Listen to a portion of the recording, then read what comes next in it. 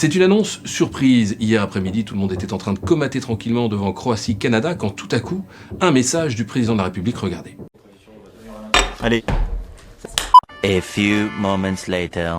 Je m'y remets. Et là, on se dit, s'il prend la parole un dimanche après-midi comme ça, c'est que c'est important. Qu'est-ce qu'il a à nous dire? Eh bien, écoutez. Pour tenir notre ambition écologique, je qu'on se dote d'une grande ambition nationale qui est, dans 10 grandes agglomérations, 10 grandes métropoles françaises, de développer un réseau de RER. Alors, on remarquera au passage l'audace sur la forme, hein, un montage hyper dynamique, quasi stroboscopique, une façon TikTok de parler d'aménagement du territoire, il fallait oser. Cette annonce, elle s'inscrit dans le cadre d'un jeu de questions-réponses que le président de la République a mis en place mi-novembre sur sa chaîne YouTube pour occuper le terrain de l'écologie. Et cette annonce, elle peut surprendre, d'abord parce que, comme son nom l'indique, le RER, pour Réseau Express Régional, c'est plutôt une compétence des régions et non de l'État.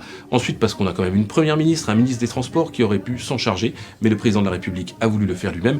Et puis enfin, parce qu'il semble un peu recycler des projets, puisqu'on sait que déjà, une dizaine de métropoles régionales réfléchissent à la mise en place de ces fameux trains cadencés pour mieux desservir à la fois les destinations et faciliter la vie des usagers. Alors pourquoi le fait-il? On voit bien l'idée qui peut se résumer en deux axes. D'abord, apparaître comme un président du quotidien, proche des préoccupations des Français, des galères de déplacement, des galères de circulation, comme il le dit dans sa vidéo. C'est pas franchement étonnant de la part d'Emmanuel Macron, parce qu'on se souvient quand il était ministre de l'économie de François Hollande, il avait mis en place les autocars Macron, vous savez, quand il avait libéralisé le marché de l'autocar en France. L'autre axe, évidemment, c'est d'apparaître comme un président plus vert que vert, avec une mesure qui, pour le coup, aurait un effet, puisque cela permettrait de décarboner les trajets quotidiens de millions de Français.